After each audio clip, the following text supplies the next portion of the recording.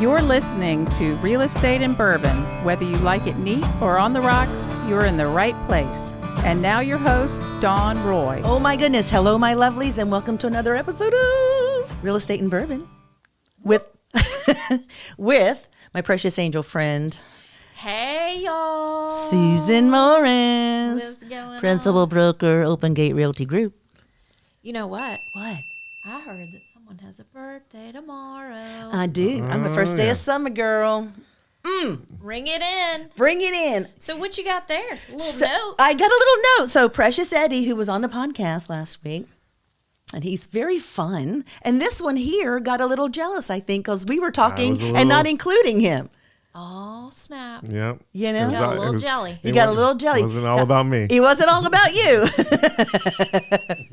So he left me a note saying, happy birthday. Sorry I couldn't be here, but I want you to enjoy my favorite Irish whiskey, which is something I would not automatically go to. Yeah, he called me yesterday. I'm out in the field, running around. Working like a dog. Working like a dog. And he's like, hey, I need to drop something off at the studio. I'm like, okay. He says, Dawn, you need to drop something off for Dawn. Because he knew I was coming today. Yeah, but there was no, it's her birthday type of after that. It was He like, was just sliding Did in you hear under the that? radar. Bump. Yeah. Rolled you under the bus. He rolled you under the bus. and so I come down this morning and There it is. And there it is. There it is, with the I note was and like- I everything. was like, no, that's- You still have 24 hours to outdo him. Just saying. Just saying. So now I have to go to Tiffany's.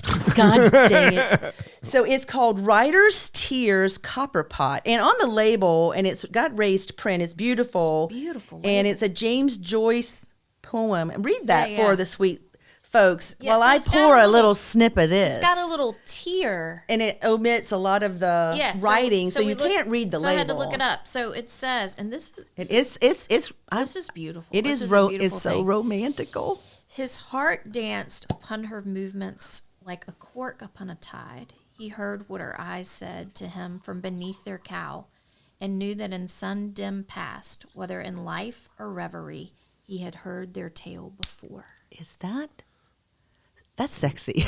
I hear a lot of music behind Eddie, that. That is love making poetry right there. I'm gonna need full disclosure. Did you tell your wife that you were giving Dawn This beautiful this and that her heart dances upon your movements like cork upon a tide? I'm gonna just leave it. You right leave there. my boo alone, okay? Listen. He did a lovely thing. No, he did. You know what we need to do? Hold on. Let's just ring up my baby boy. Let's see what he got. Eddie I hope on he the answers. Eddie on the line. Hello. Precious Eddie. Hey, good morning. It's Dawn and your girlfriend Susan. line. Hey, Eddie. Hey. Hey, Eddie. So, we just looked up the lovely writing on the front of this beautiful Irish whiskey that you gave Dawn for her birthday. And that is very romantic and maybe a little bit personal. I don't know. Well, the thing I like about it was there is a bit of a romantic story to it the first time I drank it. So Oh. you want to hear that? Yeah, of course we do.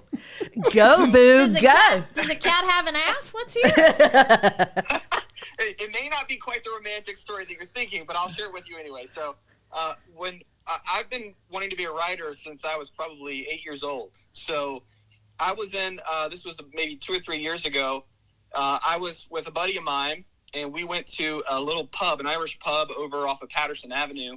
And it's a great little place. And we're sitting at the bar table, and I look over at the bar, which is like a really cool bar. I mean, it looked like something right out of a movie or something. Right, rare old Yeah. times. Yes, exactly. Yeah. It's awesome. The staff there is fantastic. Food's great, everything. But the bar is just like literally something right out of a movie. So I look over and I see this bottle with this like teardrop. I'm like, what is that? It says Writer's Tears. And I looked over at my buddy. I'm like, I've got to have that. I mean, how could I not try that, right? Right. So I tried it, and from that moment, I was just obsessed. And the owner of the of Rare Old Times was like, you know, it's tough to get because it was kind of like kind of COVID-ish time. We were kind of coming out of it a little bit. So he's like, it's been really difficult to try to get it, but you can find it if you look around at the ABC stores a little bit. So, and eventually I found my own bottle, and I've I make sure I always have some of that in stock every time. So. Well, fantastic story, and thank you for thinking of me. Michael, though, feels like he got thrown under the bus a little bit because you asked to have access to drop this off for me, but didn't tell him why, and then he gets caught by surprise, seeing that he's missed an opportunity. And I can give him my Venmo link if he needs. I mean, I don't know. I mean, we still have 24 hours for the real date occurs. I could have wrote right under his name. I could have wrote and Michael. He would, had he known, he was going to write and Michael. So while you're on the phone, I'm going to take a sip of this. Oh, it's beautiful. I think your nose hairs just curled a bit when you smell that. Oh my. That just... She's never met a whiskey she didn't like, I'm telling you. This is true. I like it. It's very light. It's part of my beauty regimen. It's light. I like the oak, like the wood flavor that comes out in it pretty strong. I like that and the smoky, ashy kind of stuff that I get from the Irish whiskey. So very smoky. Very nice. And thank you, my precious friend, for thinking of me. You're delightful. Really, and sorry you couldn't be here, but we're going to get you next time. We're going to get you next time. Yes. Definitely. And I'll delve into some of these Irish whiskeys with you. Oh.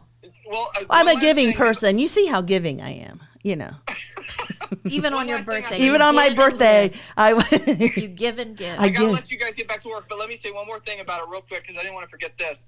One of the other things I really liked about it was, and I meant to say this on our last podcast when you and I were talking, the thing about bourbons and whiskey, Irish whiskey and stuff like that is that I feel like I'm drinking history. And so oh my gosh.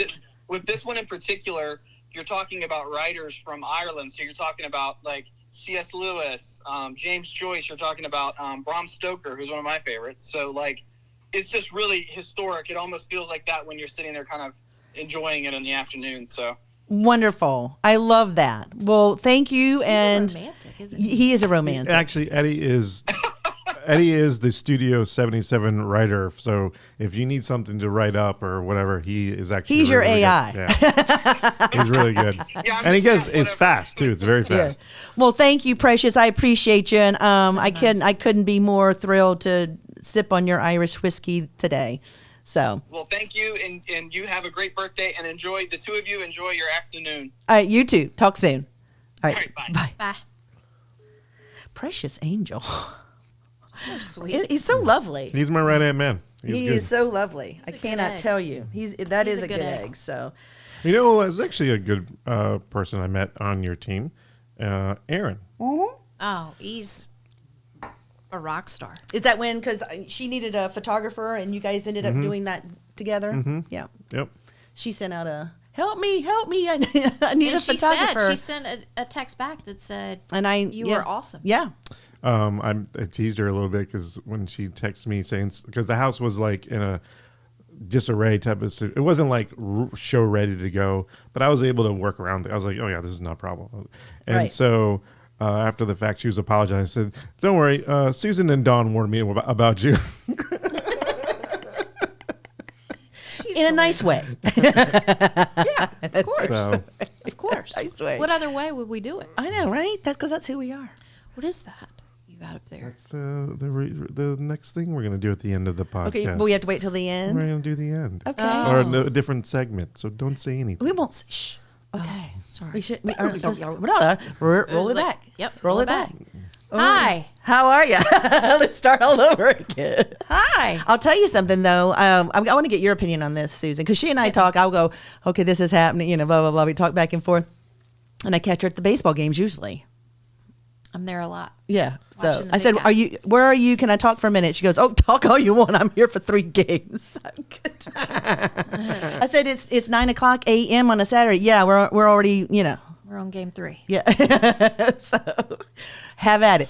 I got the most interesting call yesterday from an agent, which is usual. A lot of times if you've listed a home in a neighborhood or something, sometimes someone who's getting ready to list will call and Yeah, sure. ask particulars, Yeah. which we can only give as much as our folks will allow us to or give us permission to. So anyway, I had a home listed in Harper's Mill, and you did too, last summer. Yes. And you had one on the Hamilton. main street, and I had it in the cul-de-sac. Yeah.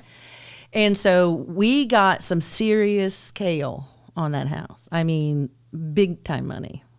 And I pissed off a lot of agents canceling their appointment. I mean, I was loaded like a runway. There was the showings all set up. Yeah.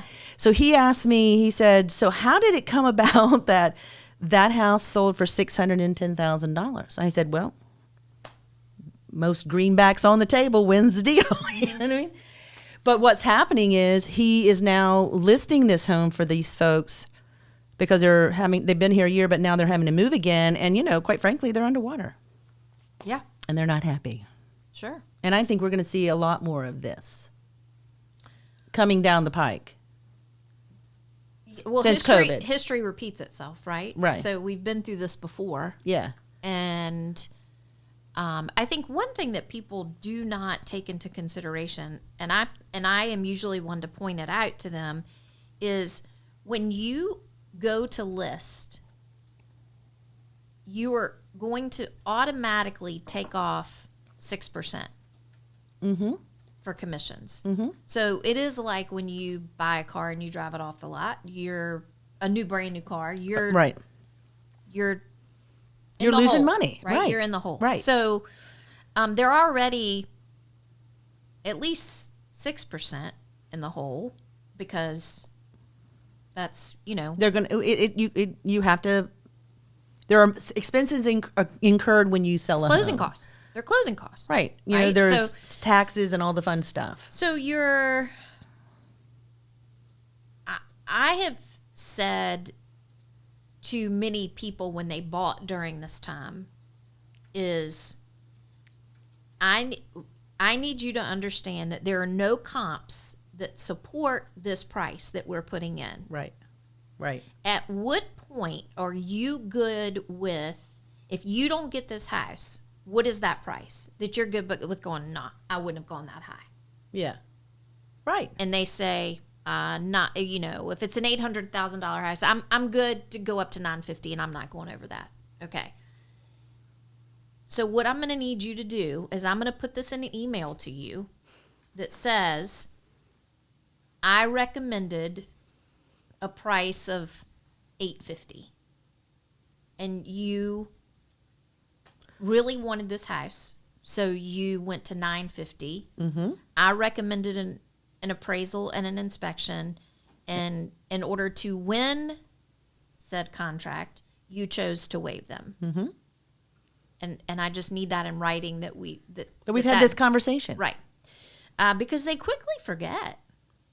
Oh, absolutely. Well, And the then all of a newness sudden wears it off. becomes your fault. Well, the honeymoon period ends. You know what I mean? And I asked this particular agent. I said, "Well, you're not the agent that represented them when they bought the house. Why isn't she listing the house?" He said, "Because they're angry because they think they overpaid." Well, I could have told you that last summer. Yeah, they did. Of course, you overpaid. House was listed for $490, and it's not custom built, builder grade, right? It's just basic house. And although I will say that my clients were mid-century modern enthusiasts and had it decorated to the nth degree, but once you remove their beautiful furnishings, it's a builder home, right?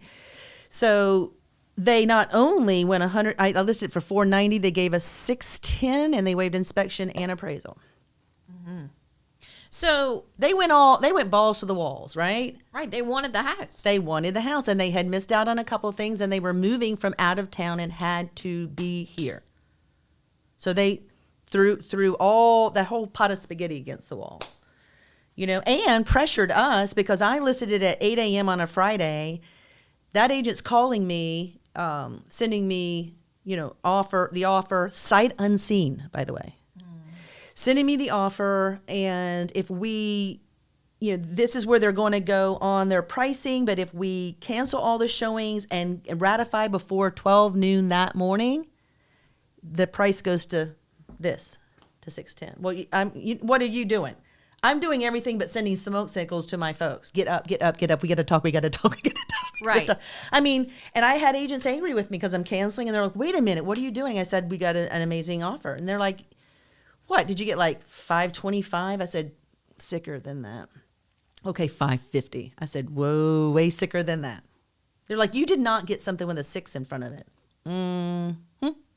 Possibly. I feel. And we're getting buyer's remorse going on. Is what's going on here. Obviously. Yeah. Well, and do people not understand there is a reason that there are model homes decked all out? It's an emotional tug.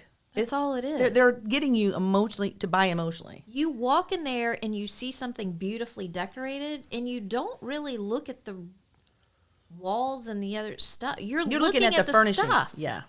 Yeah. And to my guys' credit, they had that thing. It was so beautiful. I've got photos now. I kept photos. I mean, I've got all the listing photos that you took. This just was gorgeous. I mean, the decor was outstanding.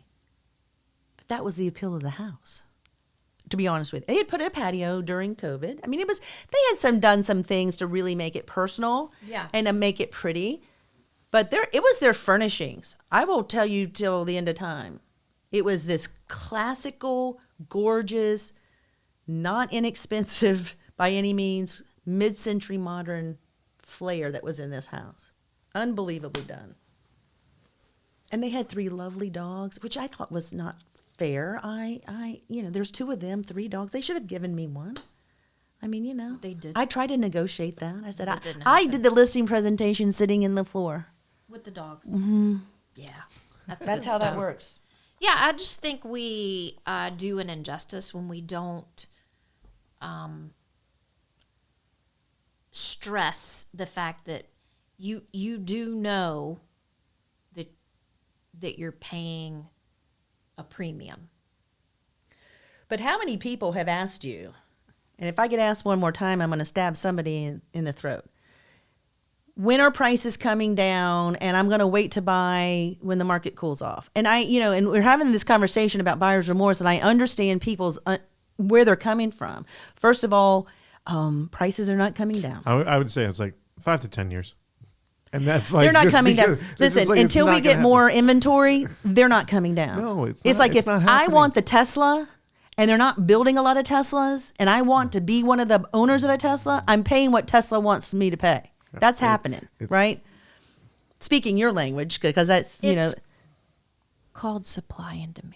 it's basic economics We didn't make it 101. up. I didn't make it We up. didn't make it up.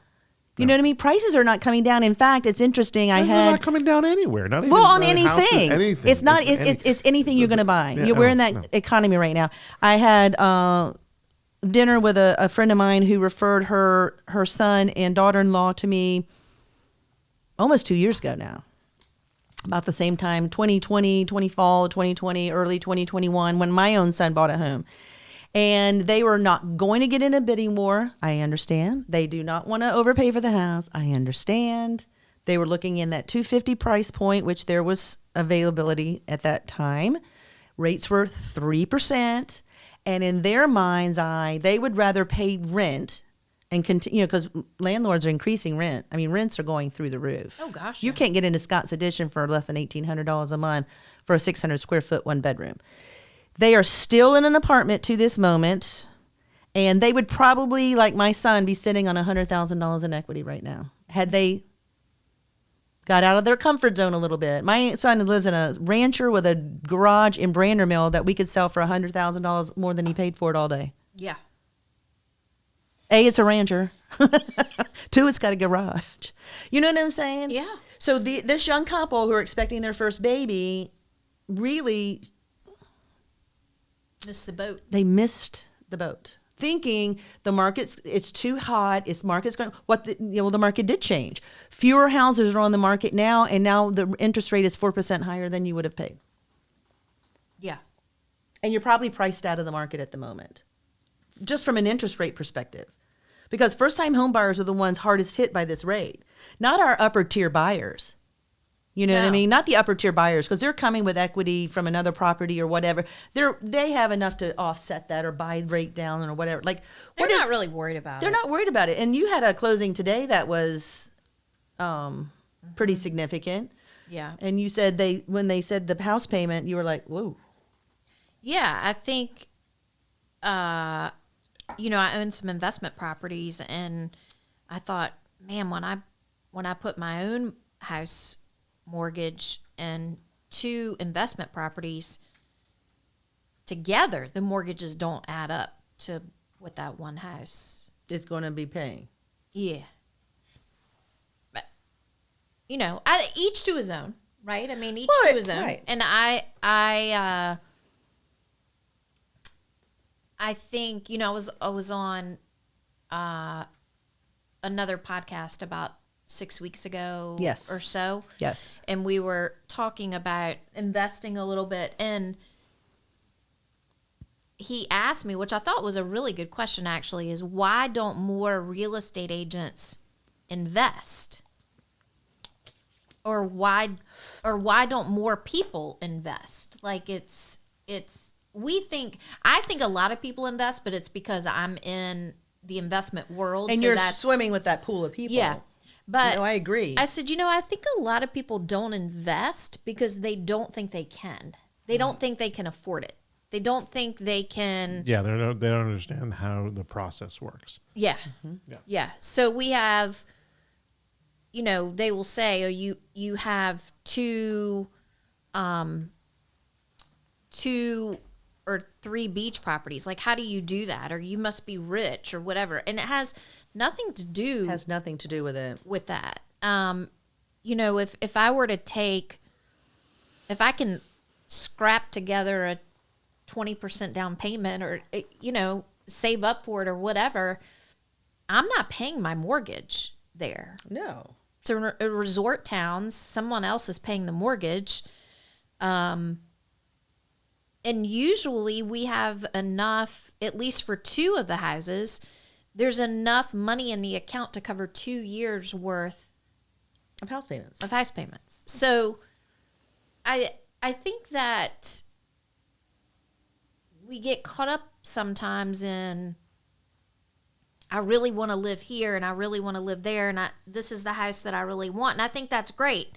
I also think that we sometimes overlook the other things that we can do as individuals, not just real estate agents, as individuals on building our portfolio or building your wealth. Or looking at looking at building wealth in a different facet. I think, of course, people sometimes feel like can't afford to be an investor or whatever. They're so inundated with information. It's almost too much. I'm like, they've YouTubed themselves into paralysis. You know what I mean? Well, but I think a also- lot of people don't have the risk tolerance. I was just about to say. That's it's really what it boils down to. Either and I'm not saying your exposure has to be 100%, but you've got to expose yourself to some risk to gain. You just have to. And so many people, my mother is a perfect example, God rest her soul, but she had 0 risk tolerance and didn't allow my father to invest in many opportunities that came his way. And her only way of building wealth in her mind, because it was so simple and secure for her, was having their own primary home paid for. That's all she lived for. And they did. They paid off their home. But to her, that was a good investment. Now, there's pros and cons and arguments by a lot of people who can do a better Excel spreadsheet than I can. But the reality is, if you have a paid-for house, good for you. But if you need the money, it's all tied up in a physical property that somehow has to be disposed of, or a HELOC, something has to happen, because there it is. It's in a tangible asset, but if you needed out of illness or whatever, if you had to have the cash. So your house is paid for, but my parents were cash poor.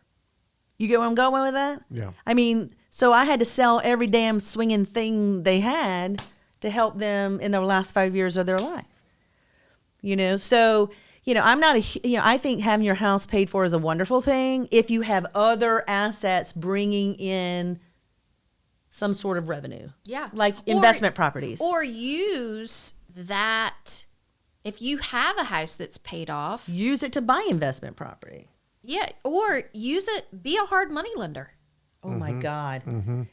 Hey, if anybody out there has money, I've got investors who will pay you double digits right now. Be a hard money lender. Take that $600,000 house that you're living in that's paid for, and Get a HELOC on get it. a HELOC and And make 12, 14, 15%. All day. That happening all day long in Richmond, Virginia. all day. I mean, there's so many ways to do it, and you know there are folks that are like, man, I wouldn't have a house at the beach if you paid me. Hurricanes, blah, blah. I'm like, you know what? These houses have been standing since 1972, and if a hurricane comes along and puts them in the Atlantic Ocean, I got insurance. I got insurance. Yeah, I'll just build it again. Like I don't. Or I will say this, and you and I have had this experience in the last week or so. You know, if you don't own rental property, whether it be long-term, short-term, mid-term, however it is, if you don't have any investment property, I don't think you have the gravitas to tell someone like Susan whether or not her investment properties are a good idea. You know what I'm saying? Yeah, they might not be a good idea for you, but they don't hurt my feelings. They don't hurt my feelings. I mean, and they that's the don't- reality. People, And I can show you a spreadsheet that wouldn't hurt your feelings either. oh, I know. So And the reality is, I think that a lot of people go to the YouTubes and all the other fun stuff. And you know, and I support all that, education, but nothing will ever beat boots on the ground, expertise from someone who's doing what you want to do. You stop talking and just listen. That's how I feel about it. You quit telling me or Susan what you think will or will not fly, when she and I are both doing what you say you want to do, right? yeah, Stop talking. Just listen. But they won't get out of their own way. no, and they won't make God the love move. 'em. I think people, you know, they fear what they don't understand. So Right. that whole I wouldn't own a property. I'm like, okay, that's fine. I didn't ask you to. I didn't, you know, buy it in Midlothian if you want. There's no, Do whatever. I don't, You know? I don't, you know, there's always weather. She wasn't here, or we had somebody else on the podcast when we were talking about this topic or whatever. Right. Because she was going into buying her first. Yes. And one of the things that one of the things I came across that time was people who are getting bored of the flipping houses, and the portfolios are like getting to the point where they're just like saturated. They're getting into other higher games. And that game is private jet owning. And so 3 or 4 realtors will get in on a private jet and fund it, and then that is their income coming in for people renting that out at $30,000, $40,000 a leg flights and all that, and then having dead flights and all that. I was just like, Yeah. you know, Well, listen, if you want to monetize something, you can monetize it.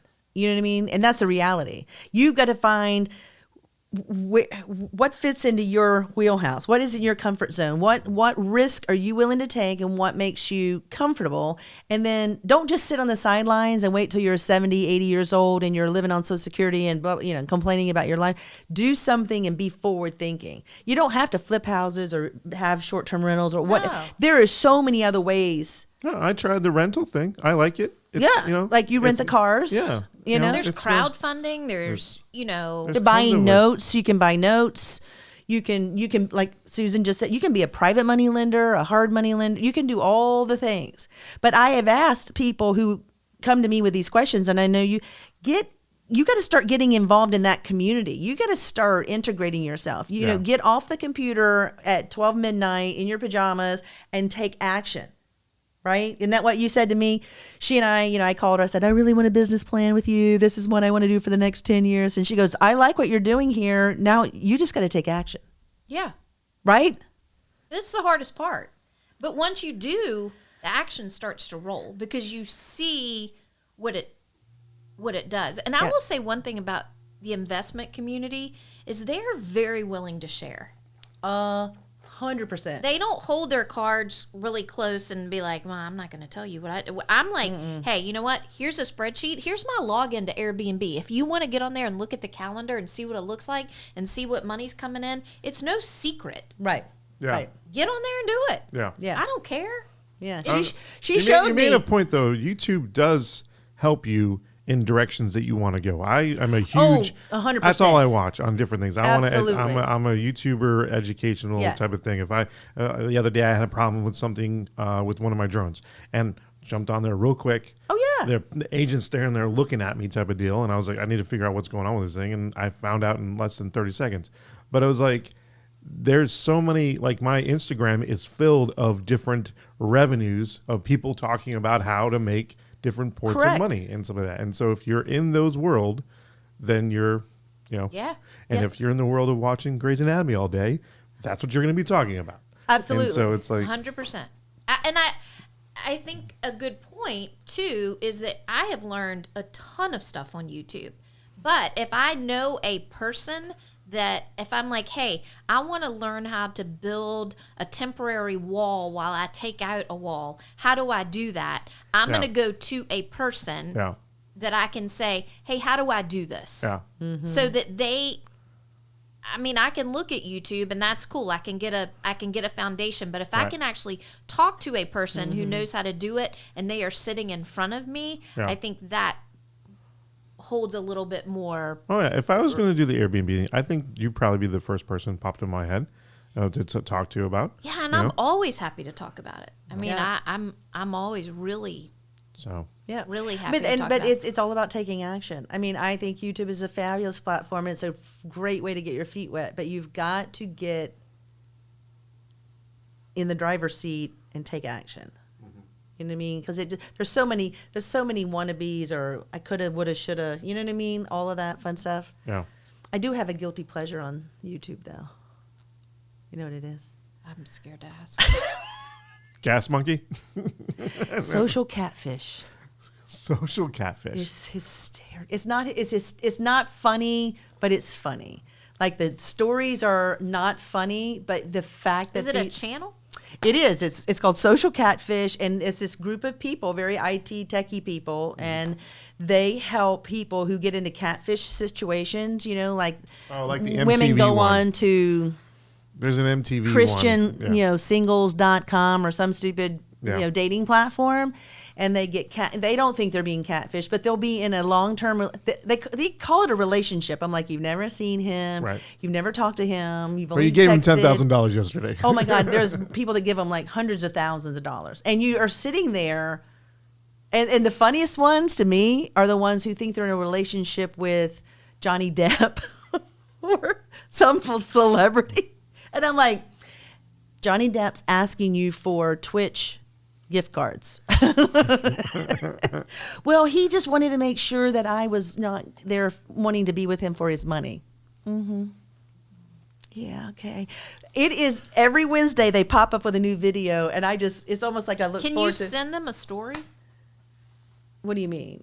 Oh yeah, I mean they get. You mean like the social catfish people? Like if you know someone who is, Yes. let's say, if Who's- you know someone who's being catfished. Are you speaking for a friend? She's speaking for a friend. Truly. And she has insider information. I would say yes. That's how they get these stories, and they interview them, and then they. But the most interesting thing is they will give them positive ID that this is not who they're talking to, and they will send a false gift card and gets clicked on by the catfish person, and it always they're in Ghana, they're in, That's they're Crazy. and these people they love the elderly. Oh Yeah. yeah.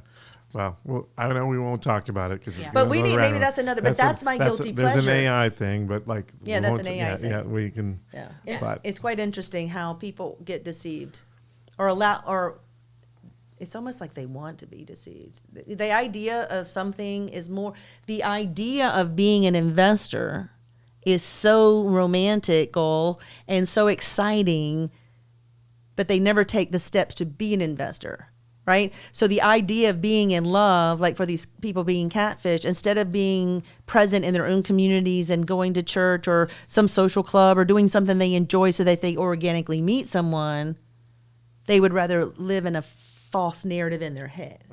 Or looking for attention. Yeah. You know. So Yeah. for the money they send to a catfish, they could own investment property. Give me your money. Give me.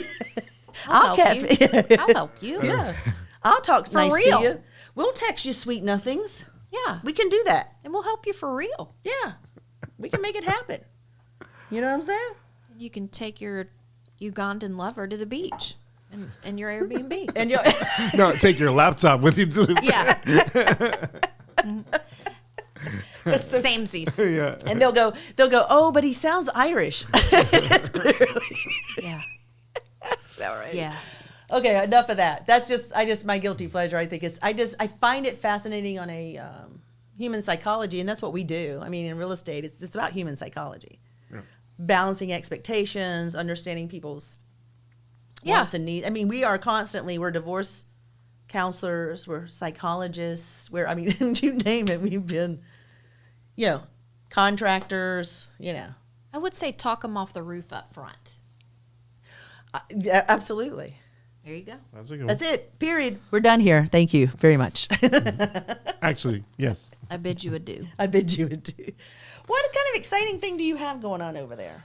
Well, we can't talk about it. We have to end this podcast. I really and then just want to know. I can't stand Well, it. I just wrapped it up. I said I bid you adieu. I know we wrapped that shit up. Let's go. Not a do-do. say goodbye. To do. Goodbye. Goodbye. Oh, so Oh. I guess we are wrapping it up. He is really stringent. I don't like rules. I'm not going to do this until you do that. What is? Okay, Michael. Thank you for listening. It's called being a producer. He's the producer. He's having to. He's herding the chickens. Is what he's doing. He's Herding cats. Herding cats. Okay, then. Takeaway is if you're buying right now, You're overpaying. Like it or not. and you better live in it for a while. Yeah.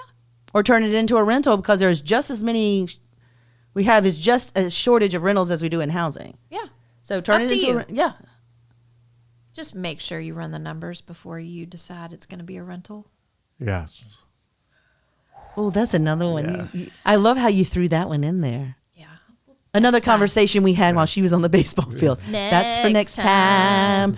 All right, my brothers and sisters, thank you so much. Remember, the only bourbon that's awesome is a bourbon you like to drink. And remember this, your life goal should be having amazing experiences with exceptional people. Back at you. Bye. Later. You've been listening to the Real Estate and Bourbon podcast hosted by Dawn Roy. Have real estate or bourbon questions or a juicy story you want us to talk about? Call our hotline at 804-293-0550 and maybe you can be on our podcast.